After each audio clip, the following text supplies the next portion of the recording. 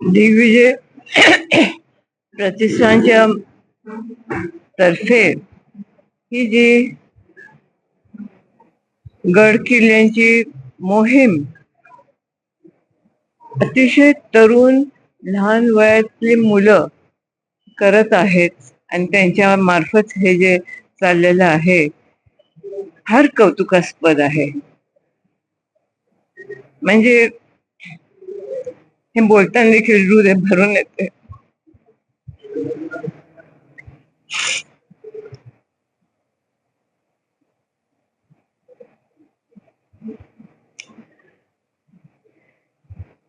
सुरुवात शिवनेरी किल्ल्याहून झाली. ते वाटेत इतर किल्ले 25 पैकी इतर किल्ले देखील सर करत करत या ठिकाणी आले. कुठलाही किल्ला सर करायचं म्हटलं तरी अतिशय अवघड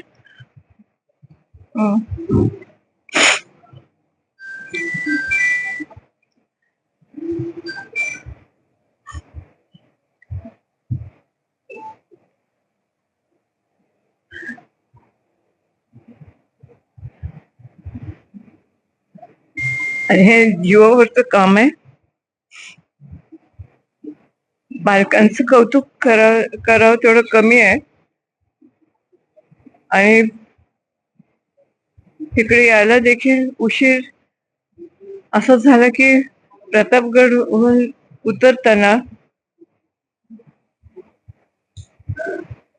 दोन घोडेस्वार त्यांचा ऍक्सिडेंट झाला. थोडं लागलं देखील मला, तरी त्या अशा अवस्थेत तिकडे आले. ही इतिहासाची पुनरावृत्ती आहे असं समजायला हरकत नाही आणि हे होणं फार गरजेचं आहे. शिवाजी महाराजांनी देखील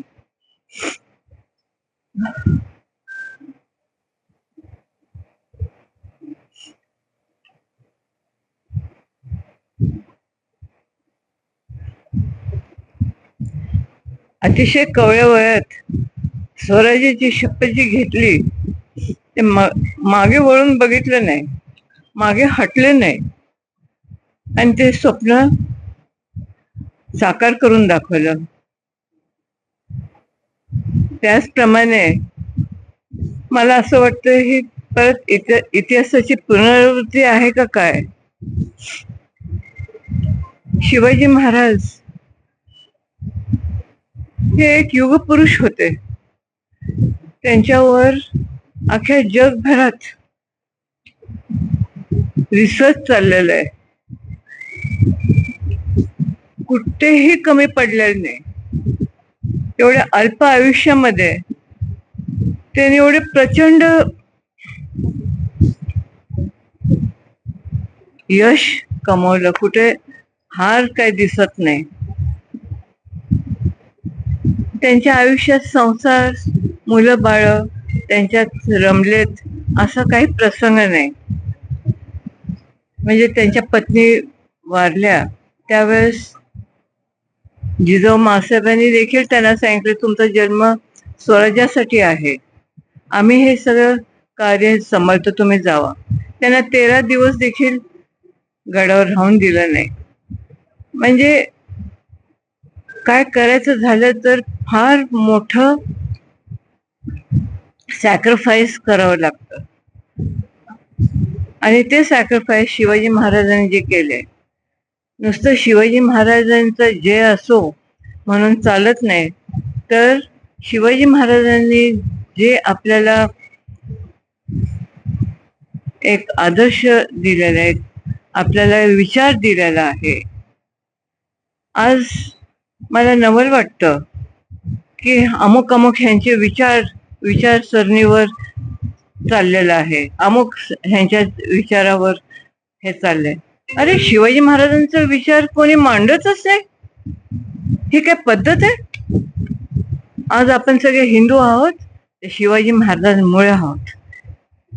शिवाजी महाराजांचे विचार जेवढे तुम्ही राबवाल तेवढं एक नेशन बिल्डिंग होईल, कॅरेक्टर बिल्डिंग होईल.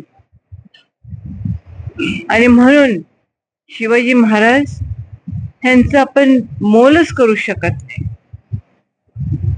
म्हणजे ही छत्रपती उपाधी जी आहे ते देखील त्यांना नको होती.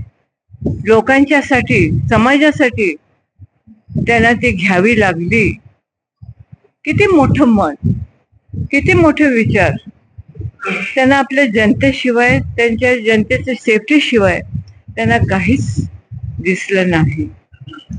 आज आपल्याला एवढे अत्याचार, पावले अत्याचार पाहायला मिळतात. मग शिवाजी महाराजांच्या पाटलाची जी अवस्था केली ती का करत नाही? तशी जर अवस्था केली, तशी जर कडक शिक्षा, कॅपिटल पनिशमेंट दिली तर हे होणे नाही, हे होणार नाही. म्हणून शिवाजी महाराजांचे जे संकल्प आहे, जे त्यांचे विचार आहेत ते राबवण्यात यावे. नुसतं शिवाजी महाराजांचं नाव घेऊन आणि जय हो करून चालणार नाही. तर शिवाजी महाराजांचे विचार आणि त्यांचं कृत्य हे आपण अस्तित्वात आणायला पाहिजे. आपण हे पुढे न्यायला पाहिजे. हे तुमचं आमचं कर्तव्य आहे. आणि शिवाजी महाराज सगळ्यांचेच आहे. शिवाजी महाराज नसते तर आपण विचारच करू शकत नाही की आपली अवस्था आज काय झाली असती. चिमुकल्यांना तुम्ही काय संदेश देतात? हे घोडेस्वार आता गड किल्ल्यांवर जाणार आहेत, काय संदेश देतात या चिमुकल्या मुलांना? काय सर्व बाल हे जे चिमुकले आहेत, जे घोडेस्वार आता गड किल्ल्यांवर जाणार आहेत, त्यांना काय संदेश देतात? ही एक पण आहे. नुसते हे घोडेस्वार गड सर करायला चाललेले नाही, तर हे पण त्यांना हासिल करायचंय. आणि त्यासाठी किती कवळे मुलं, त्यांना म्हणजे मिशी पण फुटलेली नाही, एवढे लहान मुलं आहेत.